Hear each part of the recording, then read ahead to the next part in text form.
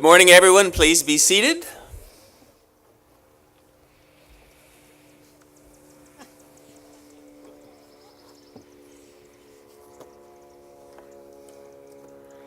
So we welcome you to the 2017 Commencement.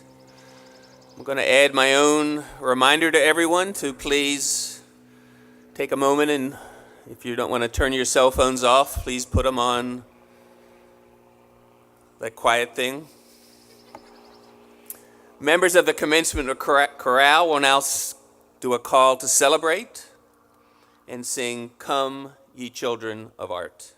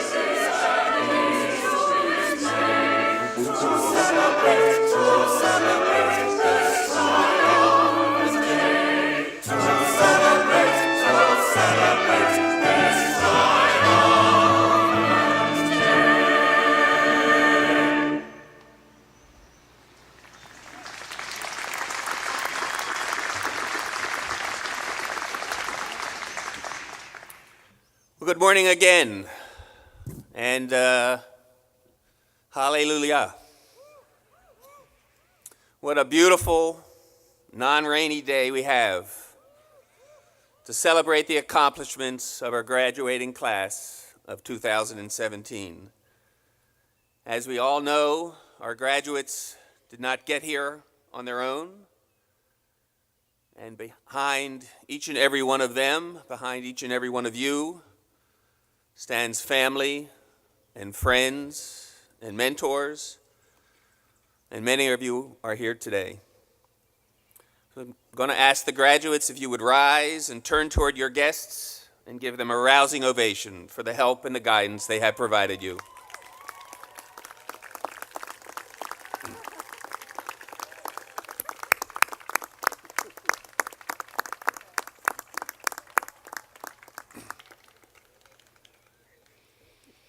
And you can wave back. I want to add a few thank yous before we get going. Two of our longest serving faculty members, Dr. Dean Tucker and Dr. Irwin Ray, will be retiring this year. These gentlemen have served the university with distinction for well over 60 years collectively. And I'm not sure how we will ever get through a commencement without the support of the fabulous Dr. Ray, who conducts our chorale and today's orchestra. So would you please join me in thanking both Dr. Tucker and Dr. Ray.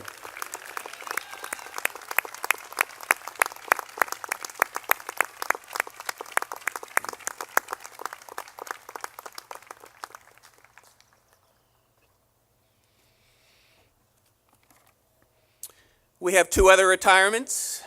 David Bice, accompanist, artist in residence, and assistant director of the Oglethorpe University Singers, is retiring after 13 years of making beautiful music alongside Dr. Ray.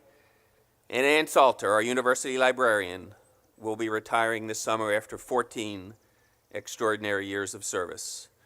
We will miss you both, and please join me in expressing our deep appreciation to Mr. Bice and Ms. Salter.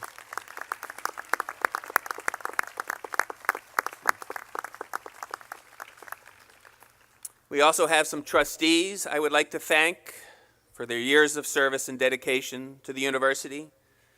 Trustee Tom O'Connor, who's celebrating his 50th year since he's graduated, will be moving to emeritus status after a decade of service. And our board chair for the last 3 years, Suri Eberly, is completing her term as chair. And Tim Tasopoulos, who you will hear from in a minute, class of 1981, begins his term as chair today. And I could not be more excited to welcome to our commencement our honorary degree candidate and speaker for today, Comer Yates.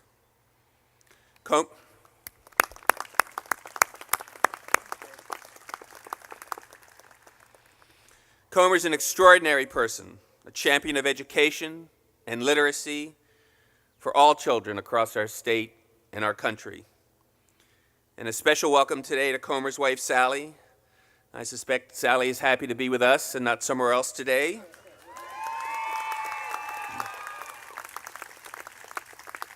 Comer and Sally are one of Atlanta's great power couples. And by power, I mean not the power of the purse or power of the lofty positions they have held, but the power of their voices. They stand up for what is right, for what is just, and not for what is expedient. Thank you both for being with us today.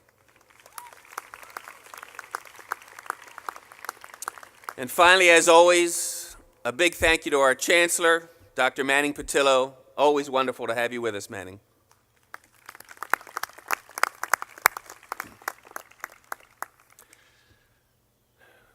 "42 years ago, I sat in your seat. I can't tell you how hard that is for me to believe. And if my memory serves me well, it was a bit of an overcast day. It may have even rained on our parade a bit, although it didn't matter. Our commencement speaker was Michael Dukakis, who served 3 terms as governor of Massachusetts and went on to run for the presidency of the United States in 1988. He didn't win. And to tell you the truth, I actually had to look up online who the speaker was that day. Although once my memory was jogged, it came back to me a little. But this is what I do remember about that day. I felt a tremendous sense of loss alongside that sense of accomplishment in saying goodbye to a community that I had been part of for 4 years, and especially in saying goodbye to the dear friends I had made over those 4 years. I was a college athlete back then, and my closest friends were my team members, were my teammates. There were 8 of us that had come in together as first-year students, and all 8 of us were graduating together that day. We'd experienced our fair share of disappointment over those years and a reasonable amount of success. But through it all, we grew up together. We literally went from boys to men. And while we pledged that day to stay in touch after commencement, I'm not sure any of us had great confidence that we would. We were scattering across the country. We had no idea what was to come of us individually or come of us together. So I now can look back 42 years, and so much has happened in our lives. We've been blessed with long careers, doctors and lawyers and engineers and educators. There have been marriages, there have been divorces, there have been children, there have now been grandchildren. Our parents, who had really become a traveling fan club for all of us over those 4 years, whom we all came to know so well, have almost all passed away. There have been times of good health and times of sickness, and lately we've begun to see retirements. But with all those years, 42 of them, we have remained friends, all 8 of us. It's impossible to know what the future holds in store for each of you. One thing I know for certain is that very little is certain. But what can last, what can persist, what can sustain you are the relationships that you have built at Oglethorpe with faculty, with staff, and with your fellow students. So I urge you to cherish them and to sustain them. We will proceed with our ceremony of commencement. I will call on our chair of our Board of Trustees, Tim Tassopoulos.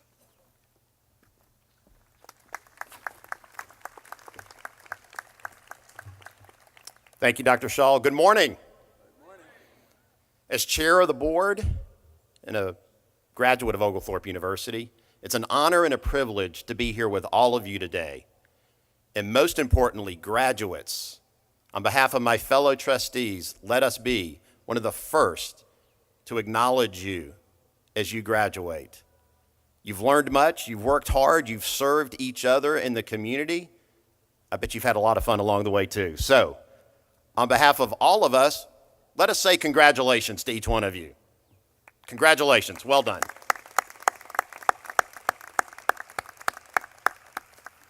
So graduates, I had my initial experience at Oglethorpe 40 years ago and started like perhaps many of you as a 17-year-old, eager, anxious, driving through the front entrance, seeing the picturesque Gothic campus.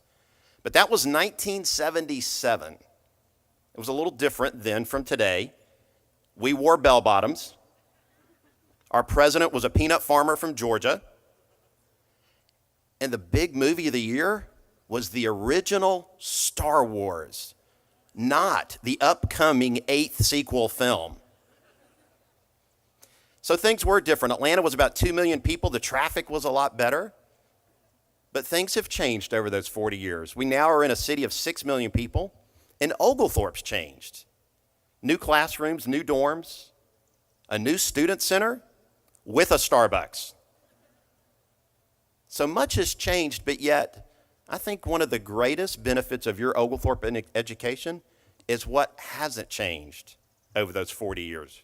Graduates, you've had outstanding faculty. You've had competitive athletics, world-class arts, community service. In fact, Oglethorpe 40 years ago was described by Manning Patillo, president then, as a small college, superlatively good. 40 years later, it is still a small college, superlatively good, and it fits that description even more so today. So congratulations on your accomplishment. You've completed a rigorous course of study. Now I want you to remember something very important. What you've done is only accomplished by 3 out of 10 adults in the United States. Just over 3 out of 10 have a 4-year college degree. So well done. And your parents, your friends, your family, they're proud of you. So they'll want to take a lot of pictures the rest of the day, and that's okay. So I do want to leave you with some words of advice. So as I look back over 40 years, I think about what I've learned from lots of mistakes, lots of missed opportunities, an occasional touch of success, and I want to share it with you. Here's tip number 1. Keep learning. You may have already completed your last formal academic class that you'll ever take, or you may be headed to grad school or working on your PhD, but never stop learning. Be a true lifelong learner. You'll be happier, you'll be better informed, you'll make a better spouse, friend, and colleague if you say, I don't have all the answers. I'm still learning. So keep learning. Tip number 2, work hard. If I've learned anything over 40 years, especially the chance to start as an hourly team member at Chick-fil-A in a restaurant, learning from my owner-operator and from a role model for me, Truett Cathy, the founder of Chick-fil-A, it's hard work matters. So do your best, whether you're going to be in education or healthcare, ministry, the arts, work hard. And tip number 3 is give back. You've learned this at Oglethorpe. You're not here by yourself. So give of your time, give of your talent, give of your financial resources. In essence, give of yourself. So give back. So keep learning, work hard, give back. Why? Because if you do, you'll actually be putting into practice the best of what you've learned at Oglethorpe. Because if you keep learning, that's how you make a life. If you work hard, that's the best way to make a living. And if you give back, you'll make a difference. So graduates, do go forth. Make a life, make a living, make a difference. And on behalf of all of us that are here, the members of the Oglethorpe community, we say again, congratulations, all our best, and very well done.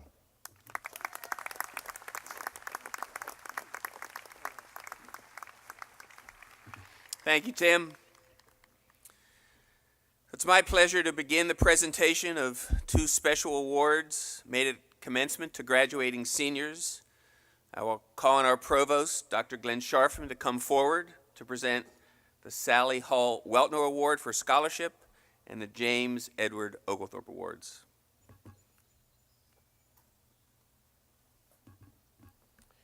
Thank you, President Shaw. I'm pleased to extend a warm welcome to our visitors and guests today as we gather to honor the achievements of our graduates, the class of 2017. The Sally Hall Weltner Award is given annually in loving memory of Sally Hall Weltner, wife of Dr. Philip Weltner, who was the president of Oglethorpe from 1944 to 1953.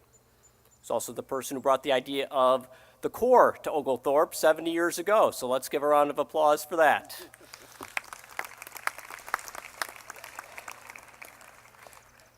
You'll love it. The award honors the student in the graduating class who has attained the highest level of scholastic achievement at Oglethorpe with the greatest number of hours in coursework completed. I am pleased to present the Sally Hall Weltner Award to Abigail Taylor Kreisinger.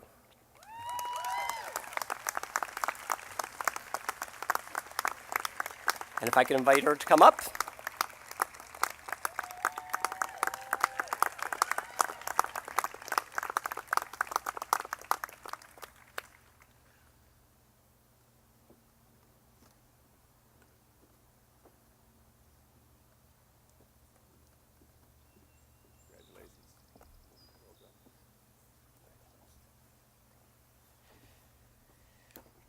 Second award.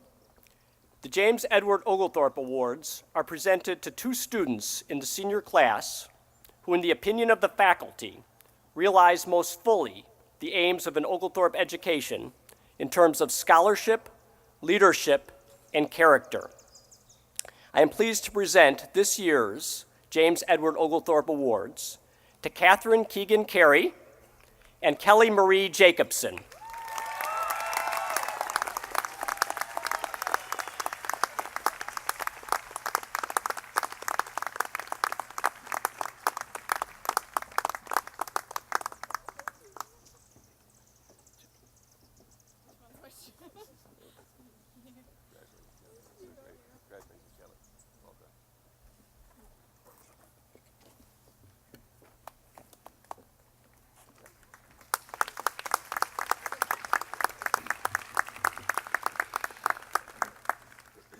Congratulations of each of you, Abigail, Catherine, and Kelly. We recognize at commencement the outstanding work of two of our faculty members each year. These awards are selected by a committee of students, previous faculty award winners, and alumni members. Dr. Robert Hornback, last year's recipient of the Lou Thomas and Garrett Award for Meritorious Teaching, will present this year's winner.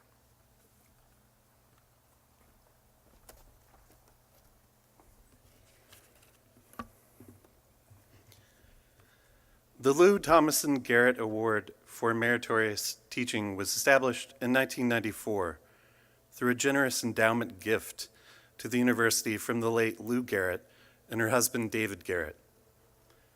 Mrs. Garrett was an Oglethorpe University alumna, class of 1952, member emerita of the Board of Trustees, and Oglethorpe University honorary degree recipient in 1994.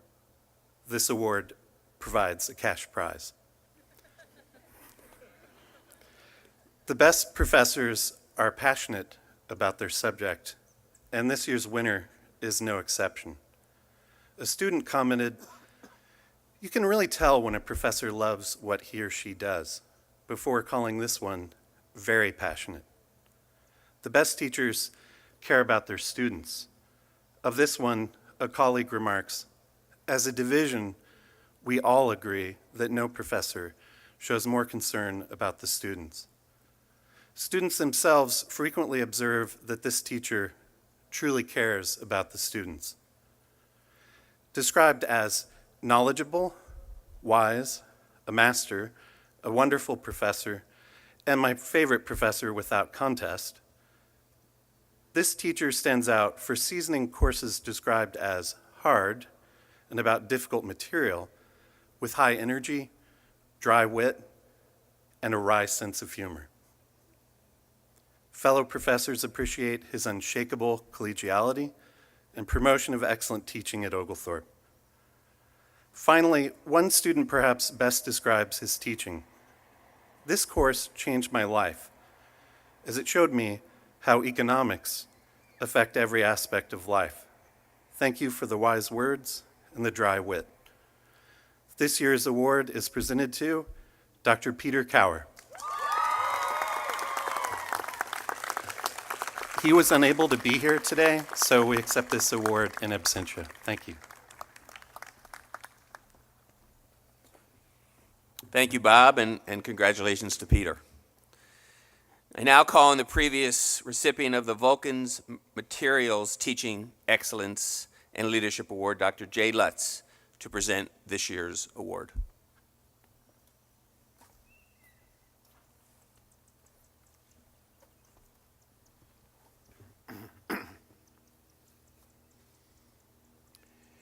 We faculty all wear many hats here at Oglethorpe, the chief one being, of course, teaching.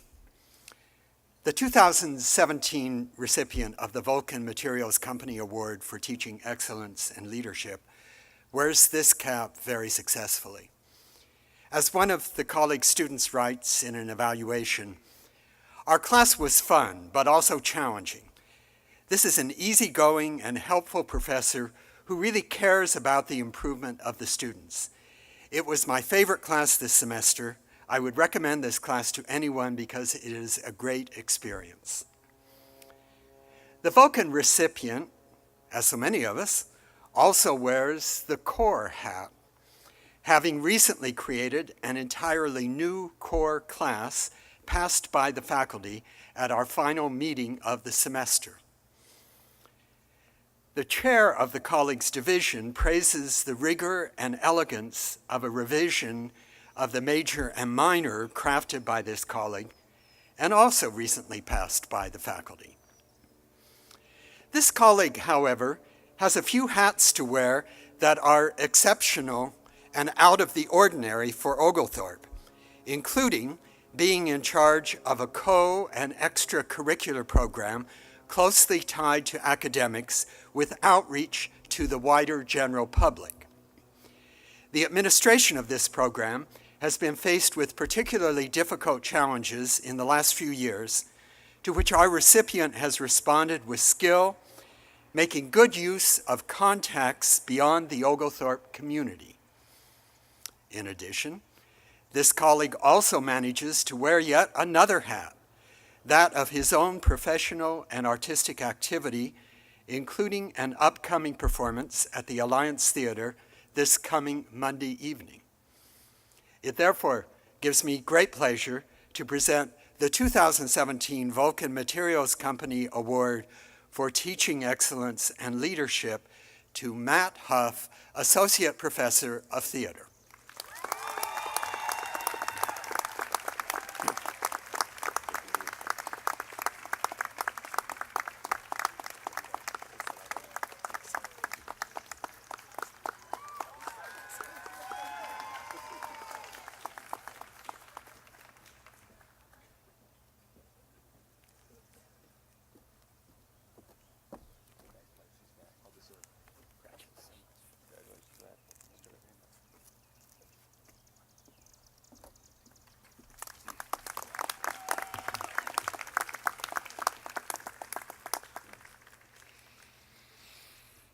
Thank you, Jay, and congratulations, Matt. He's wearing those sunglasses pretty good, huh? It's an Oglethorpe custom to have the president of SGA, our Student Government Association, recognize our Golden Petrels. This year I'd like to call on Chris Fernandez to do this honor. Chris recently received the Algernon Sidney Sullivan Award, which recognizes a graduating senior who has put service above self. He has also exemplified such humble leadership in many roles and has been a real pleasure to work with. He's graduating with a major in communication and rhetoric studies and a minor in business administration with a public health concentration. Chris?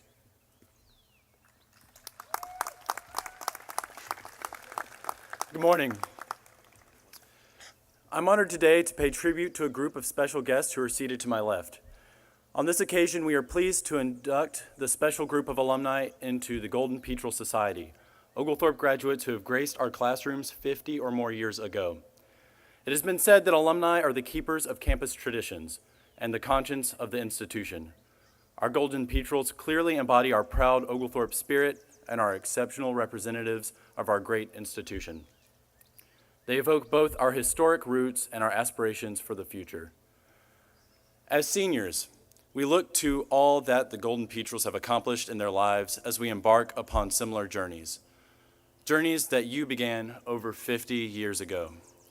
We hope that your presence will inspire our senior class to have confidence in what they have learned at Oglethorpe and that they will also strive for excellence in their lives and careers as Oglethorpe graduates have done for over 175 years.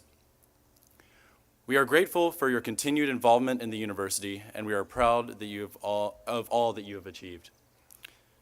Will our Golden Petrels please stand, if able, to be recognized?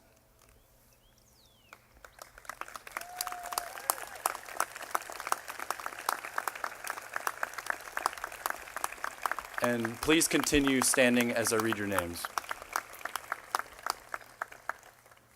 Linda Roebuck Hoffman, class of 1958. Charlotte Shira Steed Moon, class of 1962. Errol Leifer, class of 1964. And celebrating their 50th reunion, the following members of the class of 1967.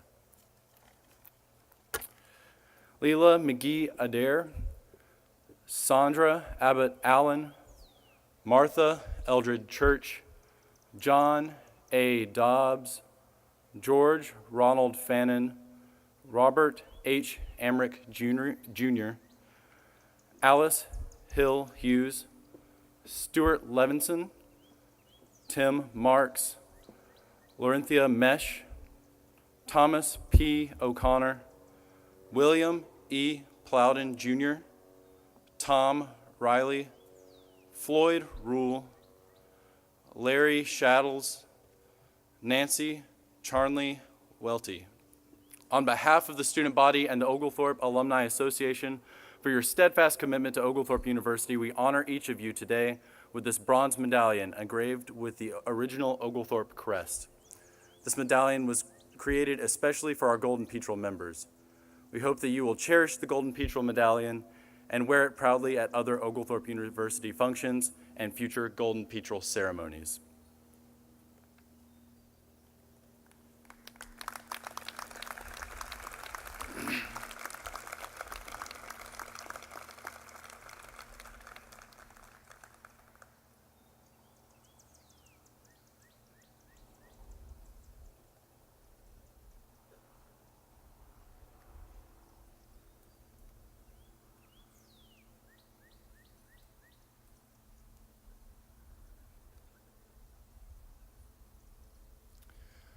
Please join me in applauding our Golden Petrels one more time.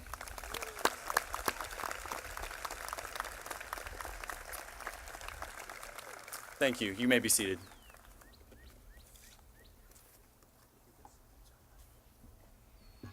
Thank you, Chris, and congratulations to all of you who mean so much to us and who have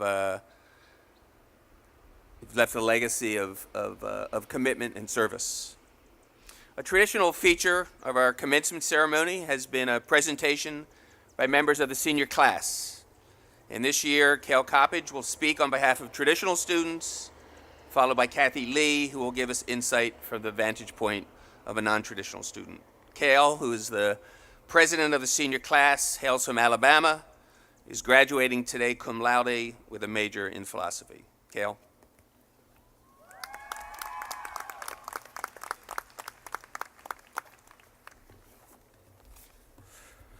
Greetings, fellow graduates. As I am also graduating, I feel like I know what I'm talking about when I say congratulations. You earned every credit hour it took to get here today.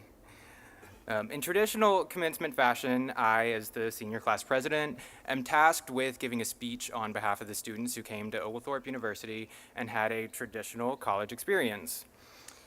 But there are a couple assumptions being made here that I think inaccurately characterize the past 4 years we just went through. These assumptions come from the word traditional. I am graduating with a degree in philosophy, so you'll have to forgive me when I ask the question, what does it mean for something to be traditional? A couple things come to mind. We graduated high school in 2013. We came to Oglethorpe, picked a major or two, went to class, and now, after 8 semesters, we're graduating. That's the traditional college experience. It's like a color by numbers of our lives that was made long before we even knew what college we wanted to attend. But I don't think my experience has been anything other than absolutely unique to me. It's trendy nowadays for people and the internet to tell you that you aren't special, and every unique thought you ever had or will ever have has already been had by thousands of people before you. I say these internet people are wrong about you. I say that our college experience has been unique to all of us, and as a result, we each have very different perspectives on the world. We began our college experience 4 years ago. We were already on track to have the traditional experience. But the traditional experience doesn't happen. We don't have our experiences until it happens to us. And no one can tell you exactly how it'll happen or how it will affect you. The perspective that you have on the world and the perspective I have on the world are totally different. A couple key factors really shape the perspective that we're leaving here today with. The first one is the perspective that we came here with. Some of us have similar backgrounds, like a similar social class, our race or our heritage, where we came from, the amount of affection or money that our parents gave us, etc. For me, and I'm guessing the same is true for most of you, I found that my background was just a starting position.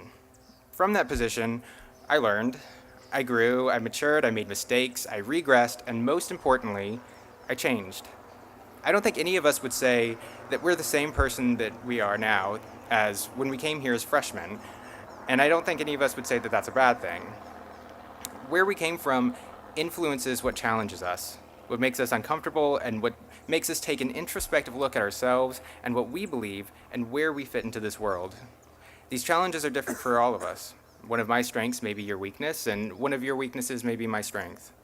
Another factor that has shaped our perspective is the thing that we all came here for, the classes. As a philosophy major, I had my beliefs challenged constantly. I learned a new theory and think it was pretty neat, and then maybe it even gave me some insight into how the world works. But then I'd be flooded with counterexamples and critiques and new arguments that sounded just as appealing while favoring the exact opposite. And within 90 minutes, the only thing that I knew was that I actually didn't know anything.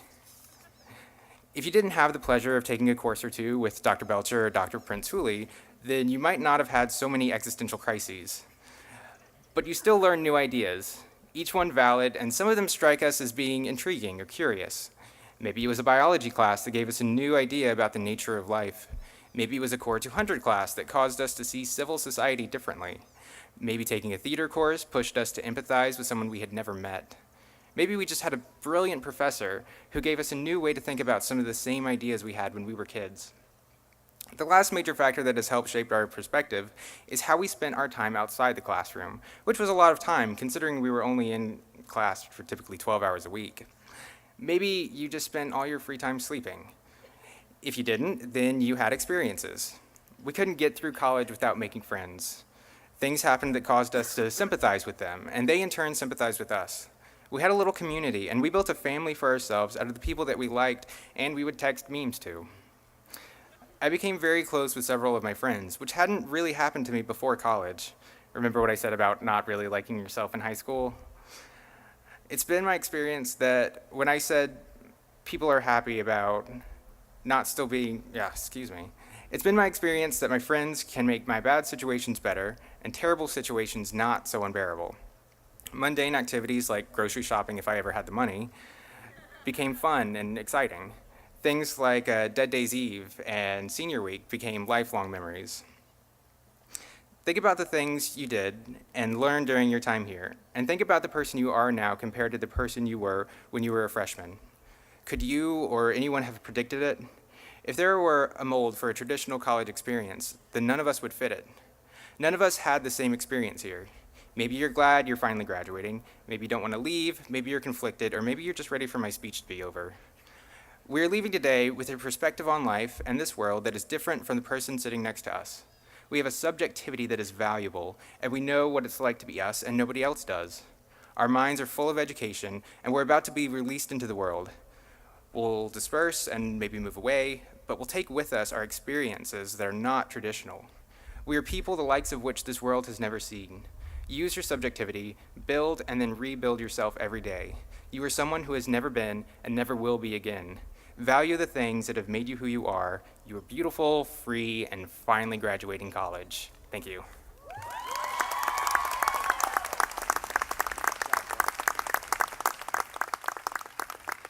Thank you, Cale. And now speaking on behalf of our non-traditional students, although maybe after Cale's talk we're going to have to come up with a different word, is Kathy Lee, who's graduating today with a degree in Communication and Rhetoric Studies with a minor in business. She has worked as a program director for The Journey, a substance dependency and behavioral program in the wilderness in Utah. She's volunteered in Phnom Penh, Cambodia for 19 months with Operation Smile. And while here as a student, she has served as president of our chapter of the National Society of Leadership and Success. And just this last Thursday, Kathy learned that she will be working at Porsche North America. Kathy, will you come to the podium?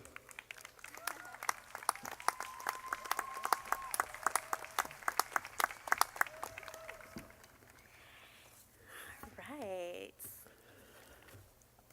Good morning, faculty, staff, guests, family, and friends.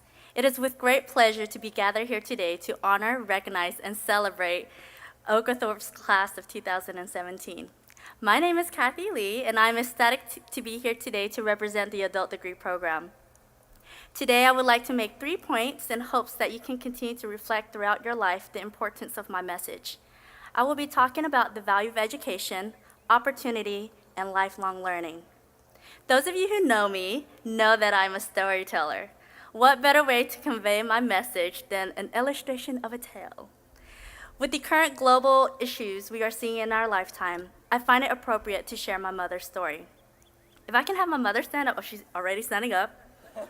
Hi, Mom. She's right there. This is my mother, Lai Kim Lee. She is barely 4'10" and weighs 91 pounds on a good day. The setting takes place toward the end of the Vietnam War in the late 1970s, and my mother is 18 years old. This story begins with a man who bought a boat. With his new purchase, he needed to hire someone who can drive it. The owner said that the new driver is allowed to have passengers of his choosing on the boat with him. My uncle had made contact with this new driver and paid 3 gold bars each for his wife, his sister-in-law, who happens to be my mother, and for himself to flee the war-ridden country. My mother traveled 3 days to reach the coast. She would hike through the jungle at night and hide from the Communist Party by day. On the day she reached the coast, the boat that my mom had anticipated was more of a mere raft with a small motor. This boat eventually loaded 73 people and began going out into the open sea. Within 20 minutes of their trip, the motor died. The driver pulled out a blanket and created a sail. During the day, they would sail aimlessly, unsure of where they were going. By night, the driver looked to the stars to navigate the boat. The group endured large waves, the size of buildings, that carried them along, and my mother was sure she was going to die, as she did not know how to swim. A couple of days later, a fishing boat finally reached the poor little raft. It, however, was not a welcome of open arms. They were Thai pirates there to raid the boat. The pirates stole all of their valuables and cast them back into the sea. Another boat came along several hours later, and they too were there to rob the refugees. This time at gunpoint, the pirates made everyone get off the raft and board their ship.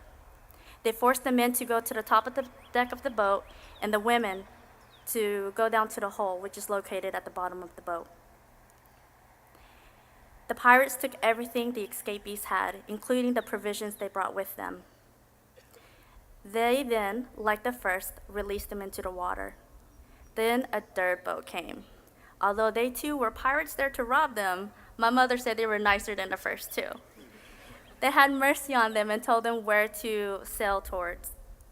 The small boat finally hit land in the middle of the night, and policemen in Thailand took my mom and her siblings to a refugee camp. There, my mother attempted to learn how to speak English. They were one of the lucky ones and only stayed there for 3 months. They were given a chance to choose where they would like to live. They had choices from Australia to France to Japan. They decided on America. My mother knew this was the best choice for them at the time. When they were brought to America, they arrived in Atlanta around this time of year, 40 years ago, with hardly anything to their name. Due to an error of a U.S. official and because of my mother's young looks, they thought my mother was only 12 years old, when in fact she was 18. After a short debate, they settled for the age of 16. Now my mother had turned back the hands of time. She enrolled into high school. Here was my mother. She had just turned 19 and enrolled in her junior year of high school. My mother graduated from North Fulton High School in 1979 at the age of 21. So for you super seniors out there, and all you ADP graduates, don't feel bad about how long it took you to complete school. It took my mother 7 years to finish high school. So let's look at my 3 points again: the value of an education, opportunity, and lifelong learning. My mother knew the value of receiving an education and how that was a factor in changing the course of our lives. Regardless of how long it takes to complete an education, know that we have all endured to the end to be here today. At a young age, my mother had instilled in all of my siblings and I the importance of learning. Wherever life may lead you, remember to reflect on the education that you had here in order to lead and serve. Edmund Burke said, "The only thing necessary for the triumph of evil is for good men to do nothing." Second, opportunity. My mother and her siblings seized the opportunity to flee the country, receive an education, and raise their children in our free land. Do not pass up an opportunity if you know there's something more fulfilling at the other end, so take risks. There will be times when things may be a little overwhelming, tough, and unbearable. Remember, these moments are opportunities to learn. Finally, lifelong learning. Although we are here today to be recognized for our accomplishments, I offer a plea to let this not be the end. In life, there's always something to learn, to question, and to teach. Just because we are at the end of our undergrad career, let it not be the end of us pursuing knowledge. I would like to thank my mother for her example and her courage to take risks. I would like to also thank the adults in my life, my Yihai and Joe, my aunt and uncle, who have helped gear me in the direction of who I am today. Also to support my siblings, Linda, Ellen, Kevin, my cousins, John and Marissa, and for Chris, I would not be as motivated to give back or to succeed. Finally, I would like to also extend my gratitude to the wonderful faculty, staff, and administration for giving me the guidance and opportunity to reach my potential, especially Cecil and Shane. Thank you again, and congratulations, class of 2017.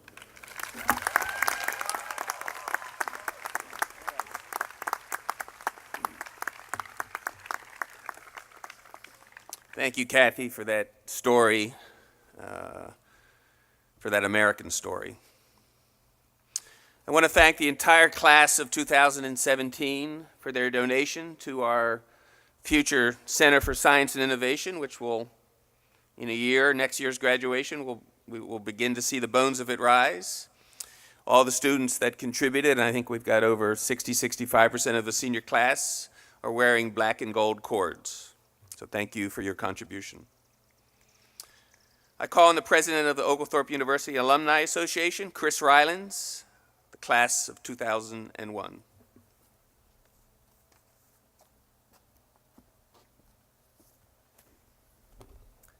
Thank you, Dr. Shaw. Good morning, everyone. It is my honor to serve as president of the Alumni Board. On behalf of our 10,000 or so active alumni, it is my distinct privilege to welcome you, the class of 2017, as the newest members of the Oglethorpe University Alumni Association. To echo what many others have said, congratulations to you and especially to your families as well. As you graduate, you are automatically a member of our National Alumni Association, and you represent this university wherever you may go and whatever you may do. As you make your way in the world outside the Ogle bubble, know that you are always welcome to come home to this campus, and we hope that you will. Your family, your professors, the staff, the trustees, and Oglethorpe alumni, among many others, have all contributed in various ways to help make our alma mater what it is today, and those contributions have helped shape your education here. Our alumni participate in the life of the university in various ways, by recommending internships to Oglethorpe, by serving on career panels or as mentors, interviewing prospective students. Some of you may have been interviewed at the JEO competition by alums, and giving financially, just to name a few. They give in these ways because of the love they have for this institution, a love that I hope each of you share and will continue to foster. So I humbly ask that you please continue to grow the love that we all have for this university through your involvement as an alum. Join the Young Alumni Club. Connect with the Alumni Association on its various social media channels. Come visit the alumni office on the second floor of Lupton. People tell me they can't find it, so I put that in here so you would know where it was. Come back for Alumni Weekend and attend other events. We have them here and we have them in various cities across the U.S. and the world. If your company offers internships, let Oglethorpe know. The important thing, stay connected. It is only through all of us deepening our connections to Oglethorpe and with each other that we can make this university, each of our degrees, and our shared experience the most they can possibly be. With that, I ask all of those graduating today who are wearing their class rings to now turn the ring with the university coat of arms facing outward so that the coat of arms and the university's name are easily seen by all those you meet as evidence of your achievement and lifelong connection to Oglethorpe University. And to all of the class of 2017, your success is Oglethorpe's success, so may you have much of it. Again, I congratulate our graduates on this special day.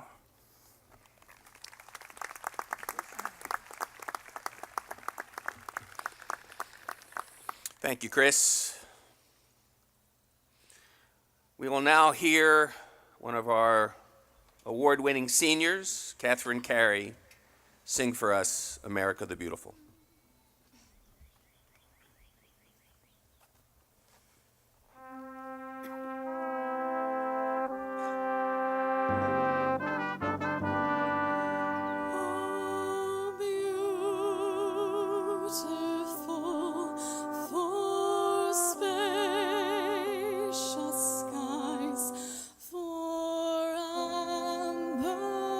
Waves of grace.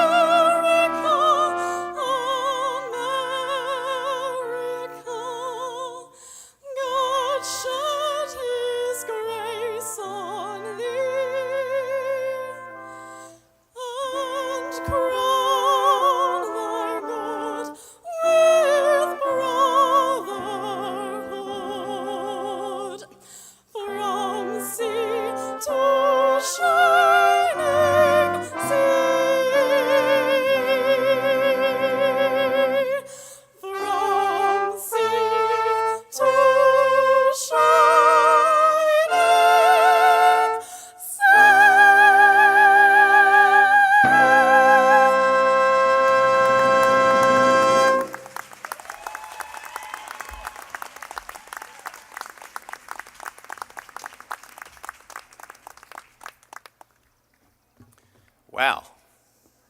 Thank you, Catherine. We now come to the part of the program that is a special one and of great pleasure. I'm going to ask Comer Yates to join me at the podium. Comer is part of a long legacy of leadership and giving back in Atlanta. Today we recognize him for the role he has played in changing how we think and how we teach and how we reach children facing challenges. And we are also pleased to have his wife, Sally Yates, read the honorary degree citation for Comer. So we're going to hood you. As always happens, two short guys and a tall honorary degree recipient.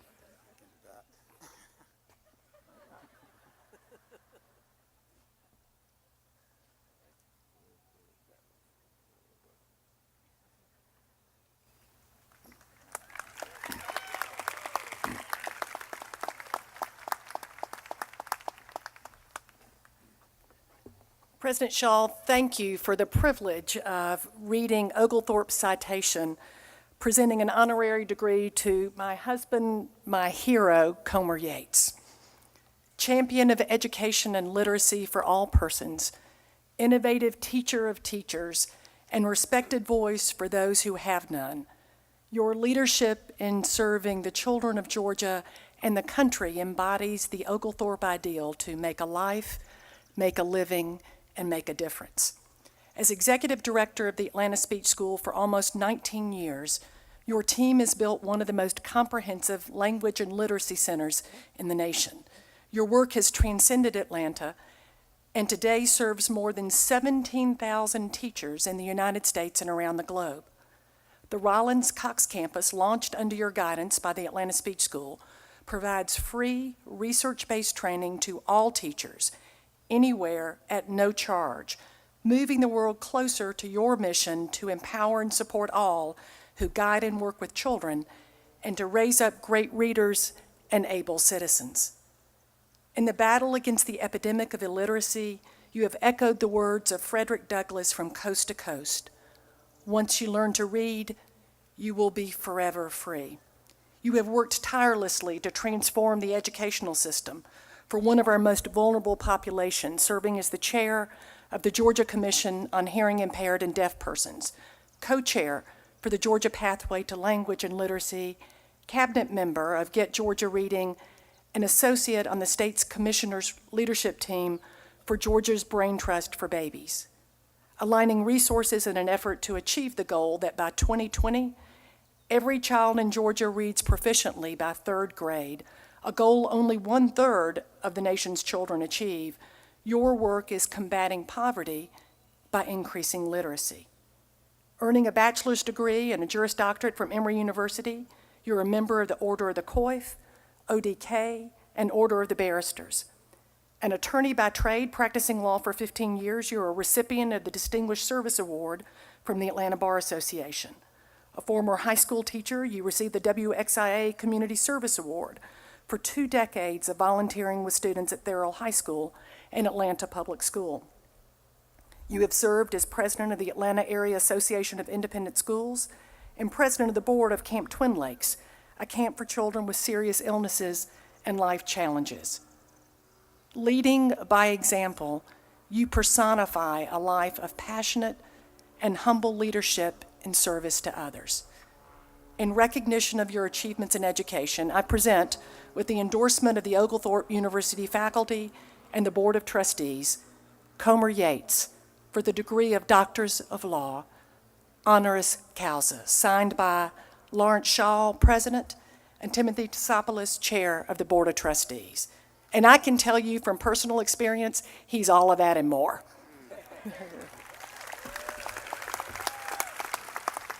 Thank you, Sally.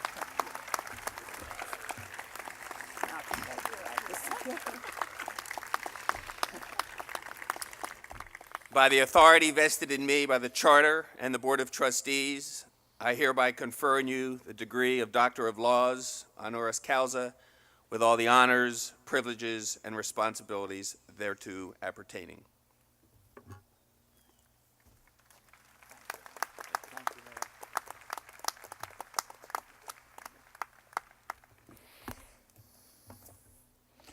Hello, everybody. What a morning. President Shaw, graduates, families, and friends and faculty, it is such a privilege to be here with you today. And I'm grateful for receiving the honor of this degree. And I should note that I'm a great admirer of your university, your mission, your president, and graduate Gustavo Martinez. We can clap for Gustavo, right? I'm also a longtime fan. I grew up in Brookhaven and spent many childhood nights in your field house in the 1960s watching really good Oglethorpe basketball teams win a lot of games. And also when I was a teacher and I needed continuing course credit to maintain my certification, I came here one summer for 2 courses, and my wonderful classmates who were more experienced and competent than me took pity on me and helped me get through and get ready to continue my teaching career. Well, what a spot I'm in today. Graduates, I am literally standing between you and the rest of your lives. No pressure. This better be good. In fact, it better be my best. If it's going to match the graduates' accomplishments and efforts, if it's going to match the sacrifices and support of their families, and if it's going to match the commitment of your professors in this university for you to discover the best of yourselves while you are here. And I'll offer my perspective about what lies on the other side of these 12 minutes.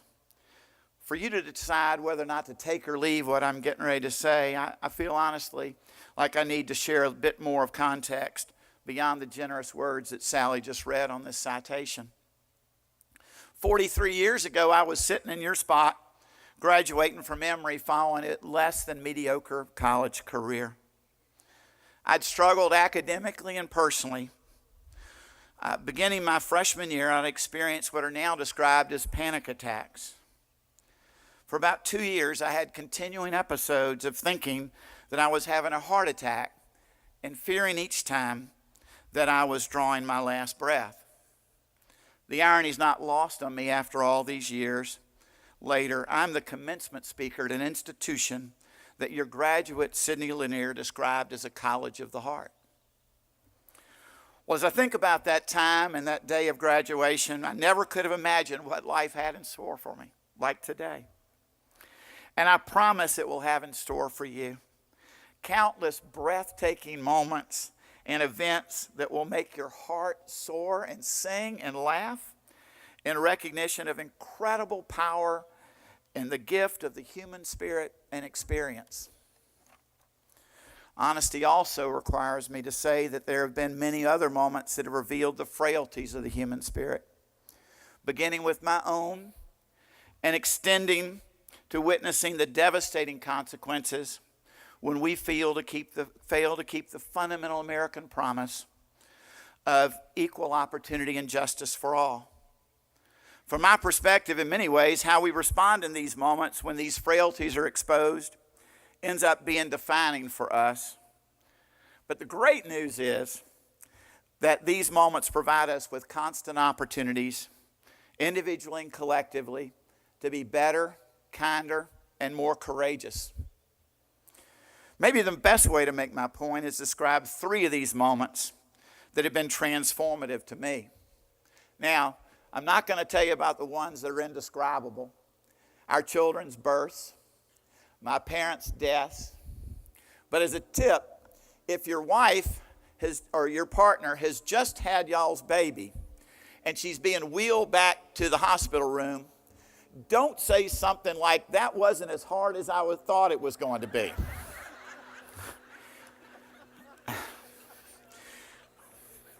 Heard somebody did that.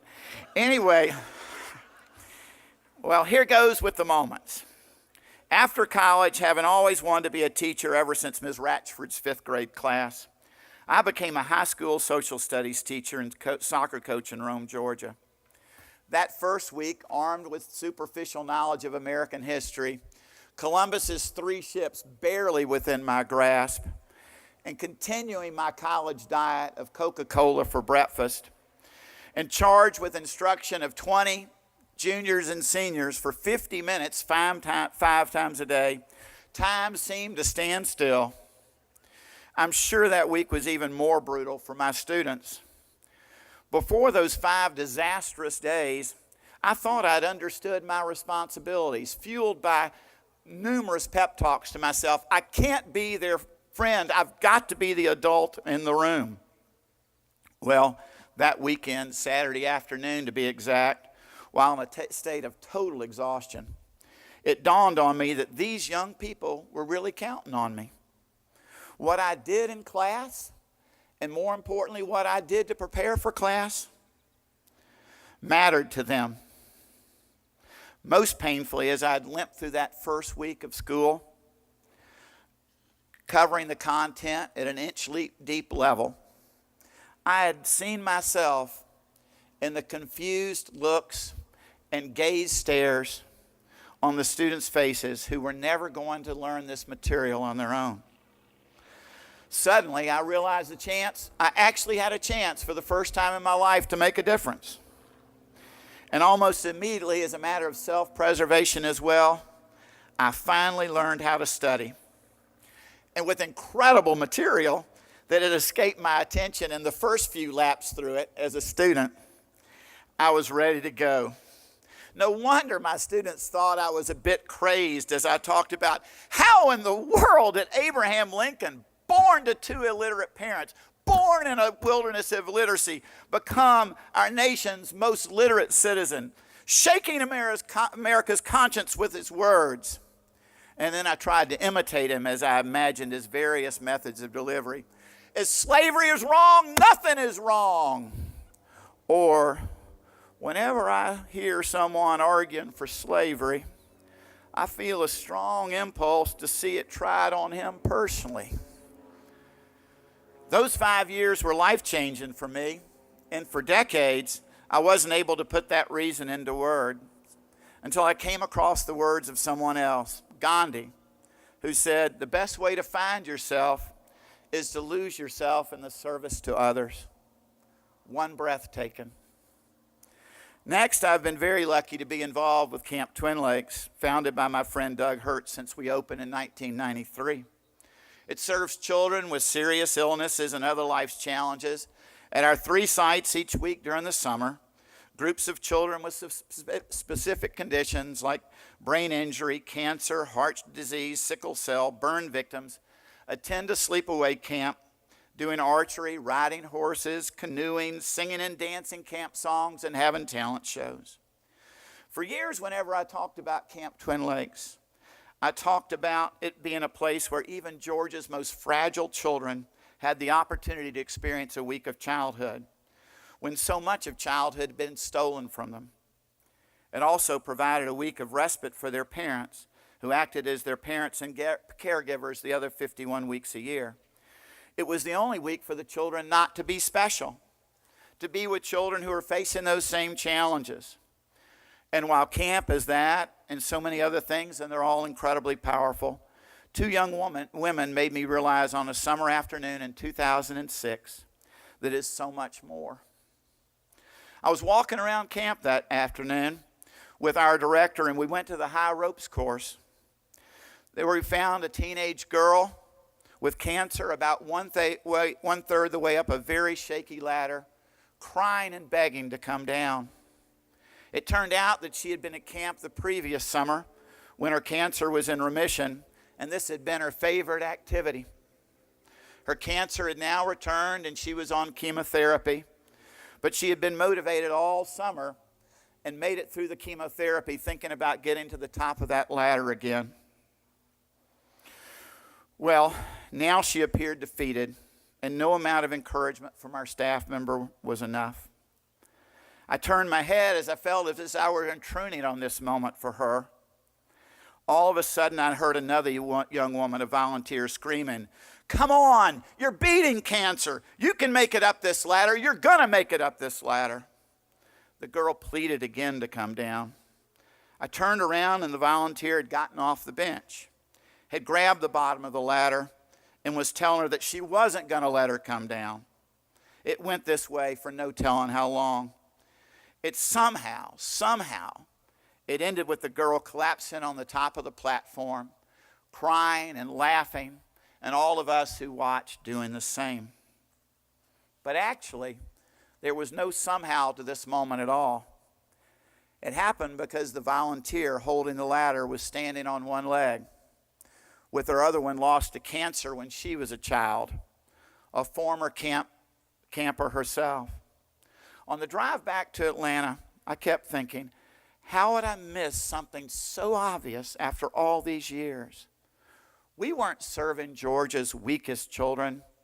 We were responsible for its most powerful children. Our stewardship demanded that we meet children when they arrived, viewed too long by others, and viewed too often by themselves as patients or subjects, and do everything possible over the next 6 days to make sure they were on a path to being servants and leaders in ways that the rest of us could only hope for. In other words, our promise to the camper was not met when she reached the top of the ropes course that day, but when she one day, literally or figuratively, was at the bottom of the ladder for another child, carrying the same unimaginable, immeasurable strength and moral authority of the volunteer who had willed her to the top of that ladder. After this moment, and in that car, I couldn't help but think back to my history teaching and recall our president who delivered a timeless and timely truth for us today. The only thing we have to fear is fear itself.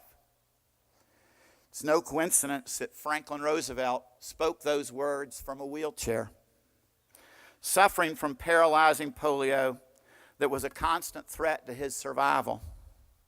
He knew true fear in every moment, not the fear by which we have allowed ourselves to be exploited in recent years and to become less than our best selves with each other as a result. Second breath taken. Finally,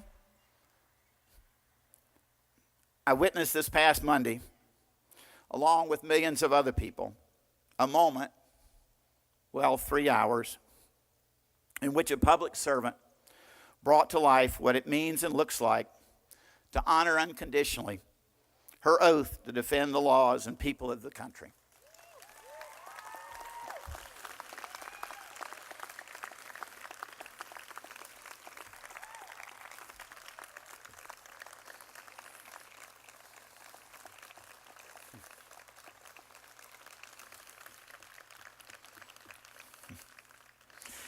Demonstrating that such service is not one of sacrifice, but one of greatest privilege.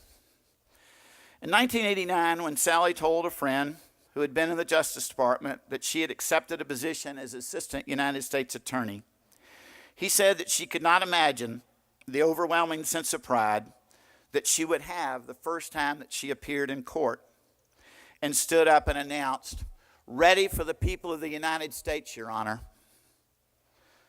And while technically Sally was sworn in on Monday as a citizen witness, the voice and words I heard 27 years later were all offered on behalf of the people of the United States.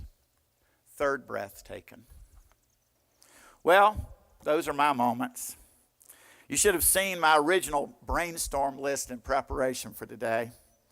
They caused me to smile, tear up, and on one occasion, laugh hysterically into my computer screen.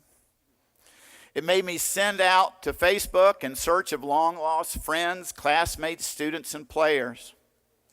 You're going to have thousands of these moments, like the embraces of your families that are getting ready to happen in just a few minutes,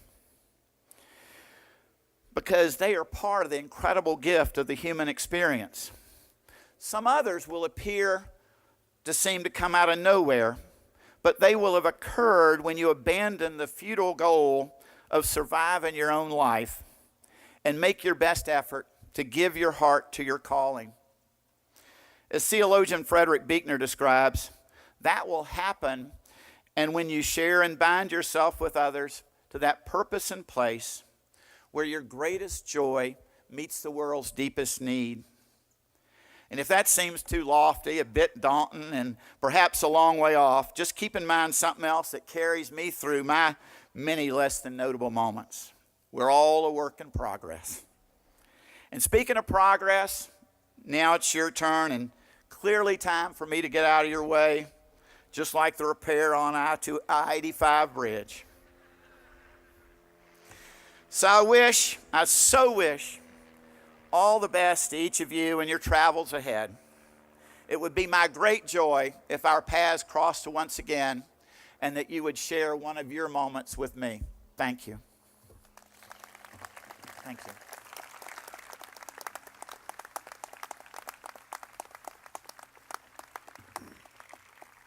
Thank you so much, Comer.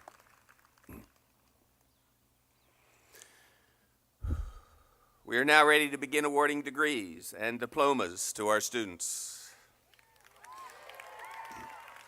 Dr. Sharfin, will you come forward to present the candidates? Chair Tassopoulos, will you join me in the presentation of the diplomas to our graduates?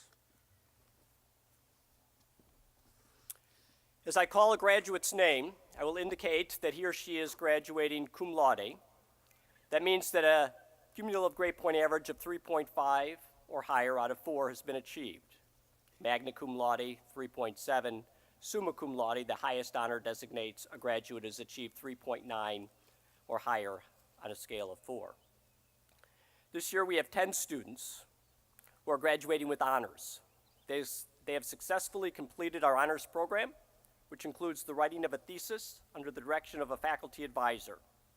We'll name each student's honors program faculty advisor, who will come to the platform to hood his or her graduate.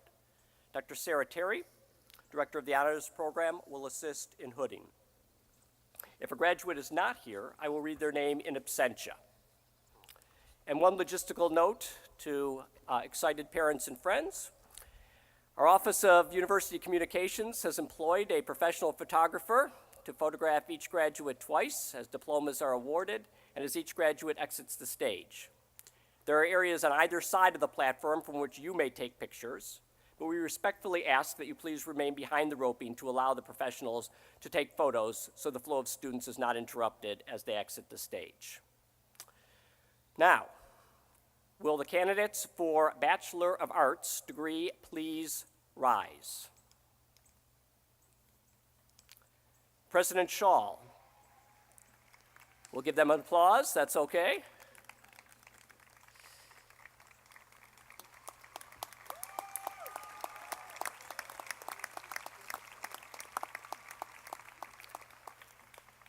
The faculty enthusiastically recommends these candidates for the Bachelor of Arts degree. By the authority vested in me by the Charter and the Board of Trustees, I hereby confer on you the Bachelor of Arts degree with all the honors, privileges, and responsibilities thereto appertaining. Please be seated. Will the candidates for the Bachelor of Arts in Liberal Studies degree please rise? Congratulations.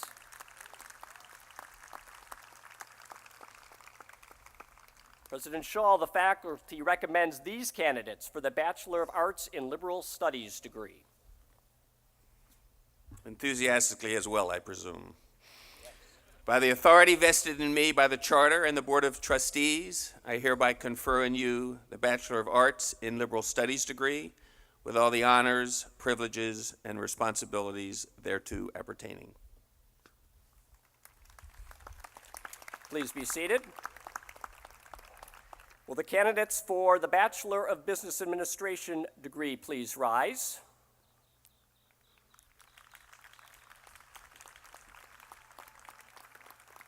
President Shaw, the faculty enthusiastically recommends these candidates for the Bachelor of Business Administration degree.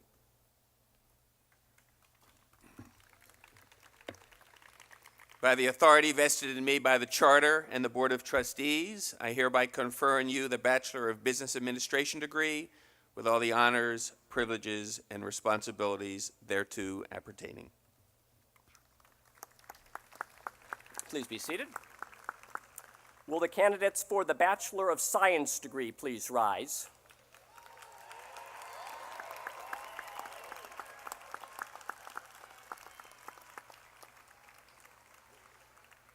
President Shaw, the faculty earnestly recommends these candidates for the Bachelor of Science degree.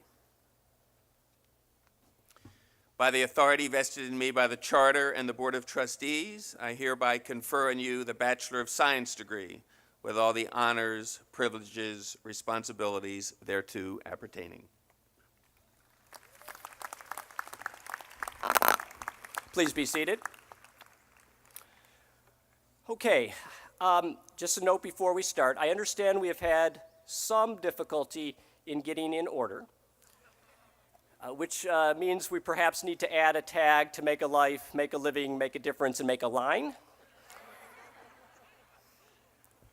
But I'm going to ask the first two rows only for the Bachelor of Arts degree to please rise and come forward. The remaining candidates should remain seated until instructed otherwise by our marshals, who will attempt to get you into the right order. If for some reason that you come across and get a diploma that isn't yours, if you like it, you can keep it. If not, you can trade.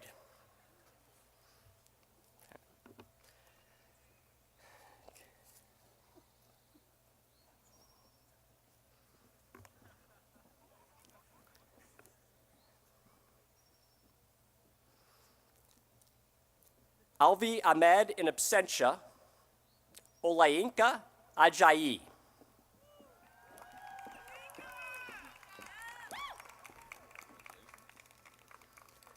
Amanda Lynn Ake, cum laude.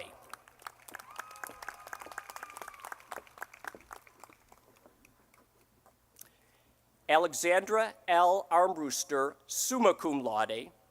Alexandra will be hooded by Dr. Sarah Terry.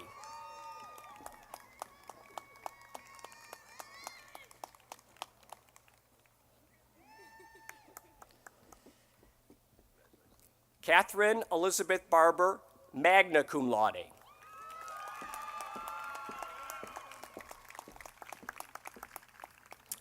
Sarah Elizabeth Vaughn, and Sarah will be hooded by Dr. Stephen Hirschler.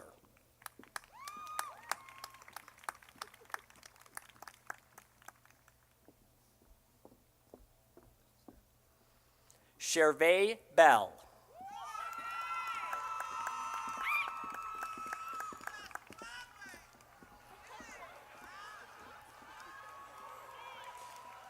Jack R. Bishop.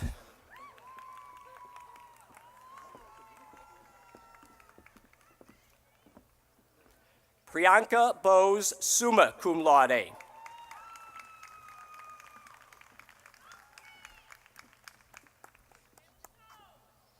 Kayla Leanne Brantley.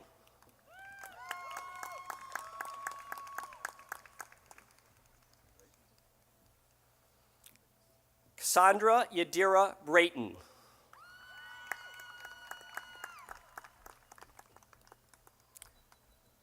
Ryan Evans Brennan.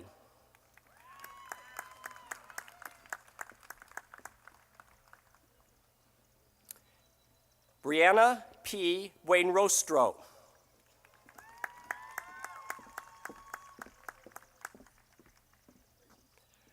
Rachel Ann Waintello, magna cum laude. Gavin Perez Canto Caffrey in absentia. Catherine Keegan Carey, summa cum laude.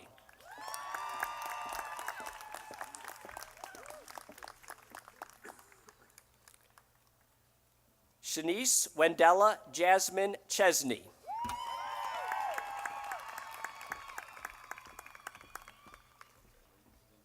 Reed Erickson Cole.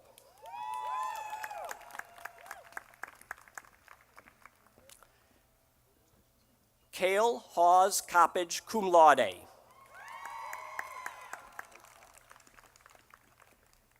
Daniel Kevin Crowley III.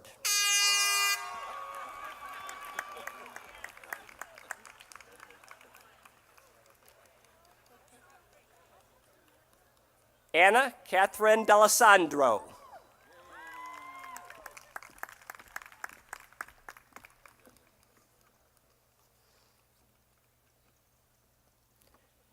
Kayla Nicole Davis.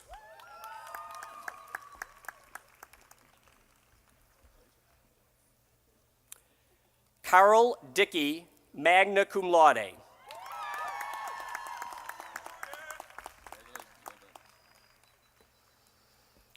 Evan P. Drew, magna cum laude, and Evan will be hooded by Dr. Sarah Terry.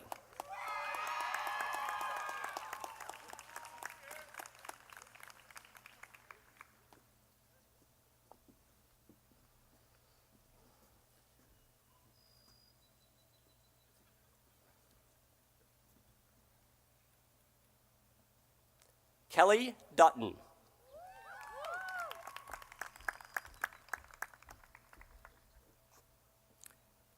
Joshua Eidelman in absentia, Bailey Fabricus.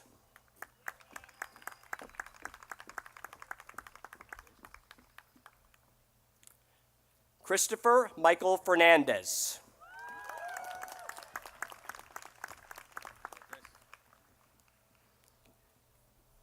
Kellen M. Flatt.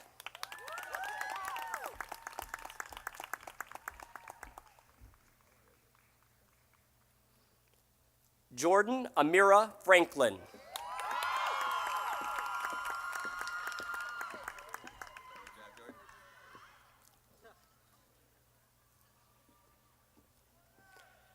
Francesca Sofia Garcia Baletta.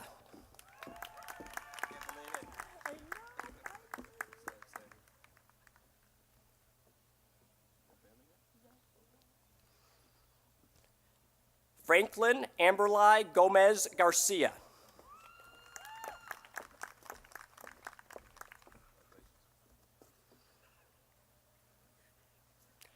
Maytal Godfried, magna cum laude.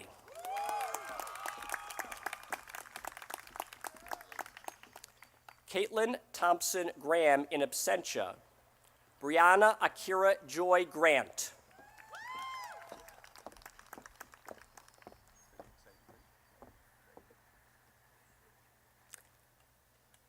Deidre Diane Irby.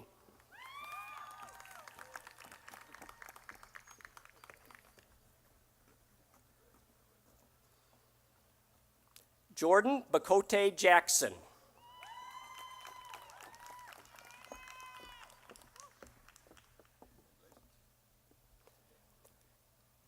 Hannah Elise Jacobs.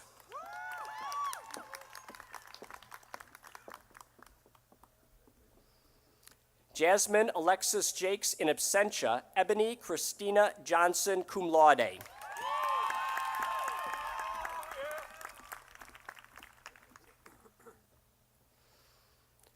Joseph Edward Johnson.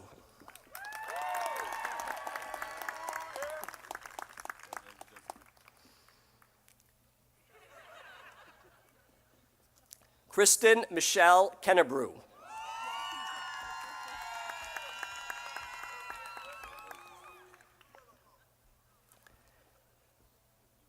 Abigail Taylor Kreisinger, summa cum laude.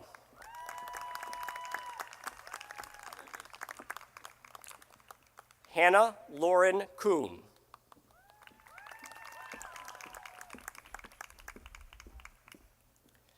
Jackson S. Lilly.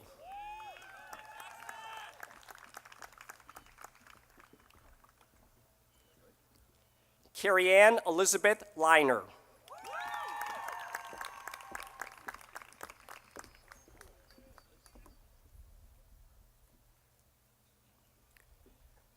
Karina Martinez Ojita.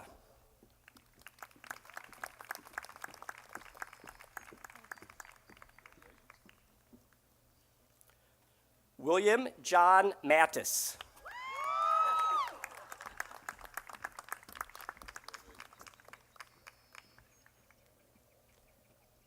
Shannon Patrice McMickens.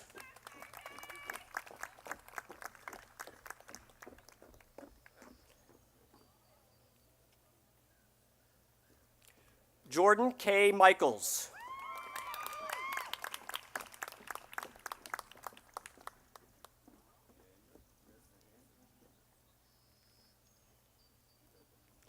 Kyla Amari Murray, cum laude.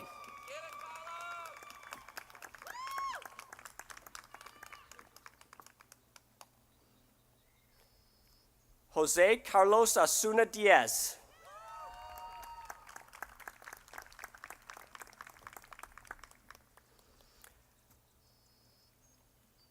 Aditya Prem, summa cum laude.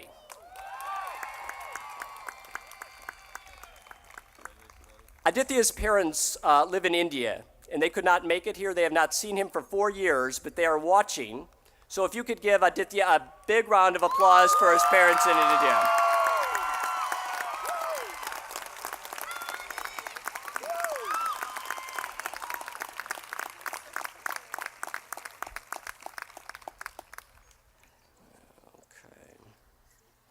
Peter Thomas Ramsey.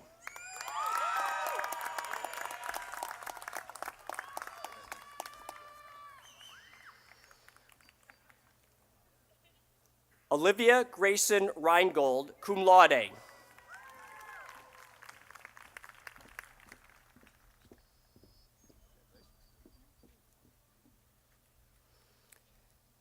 Catherine Lee Rice, cum laude.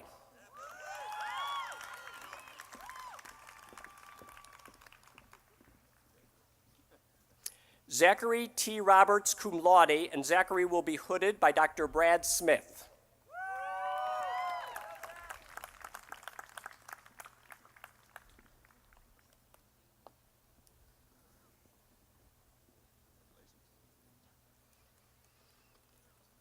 Rachel Elizabeth Rowler, summa cum laude.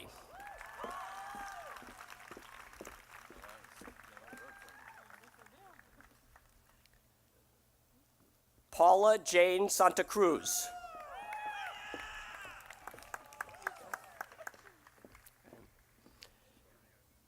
Andre J. Smith.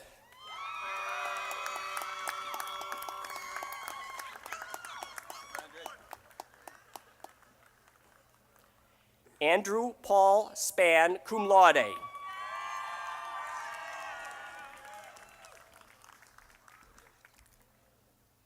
Hayden Elizabeth Speece.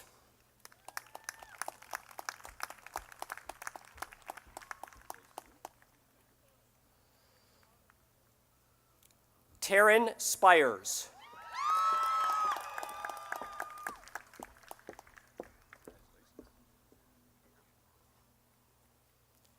Leah Rosario Tonko.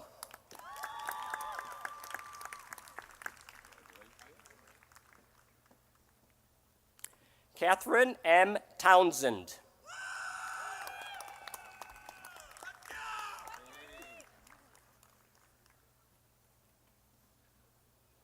Samuel Jean Traxler.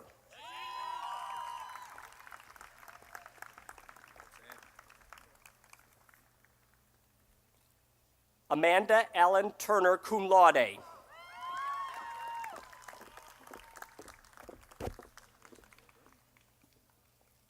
Sarah G. Wampler, summa cum laude, and Sarah will be hooded by Dr. Brad Smith.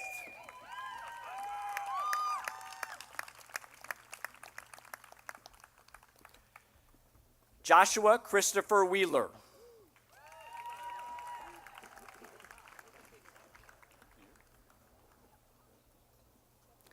Benjamin Ryan Williams.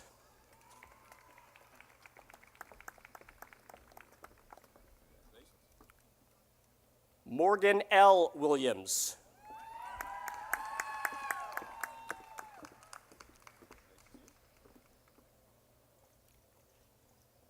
Lindsay Gunter Wills, magna cum laude.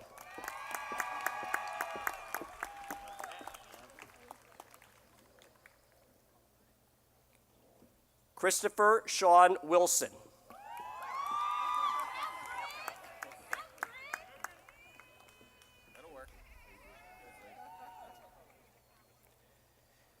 Taylor Cameron Bone in absentia, Alyssa Brianne Daly, cum laude.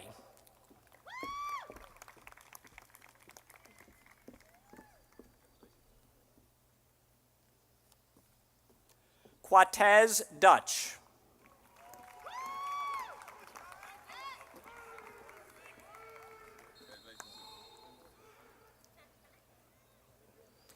Catherine Etheridge.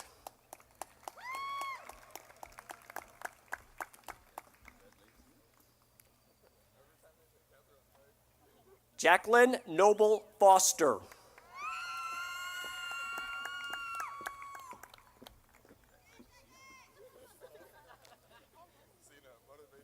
Christina Lee Gibson.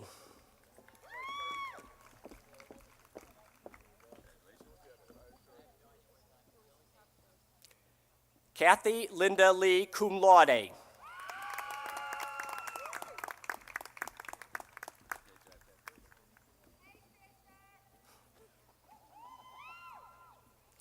Martha Ann Murphy.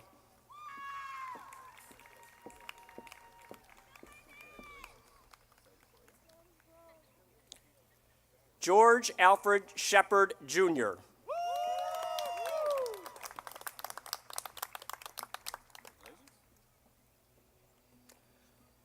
Romanica Latrice Stevens.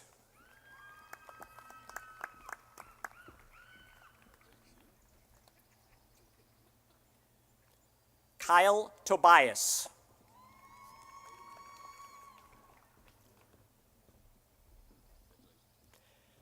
Catherine E. Bowman in absentia, Sharon McNeil Boyd.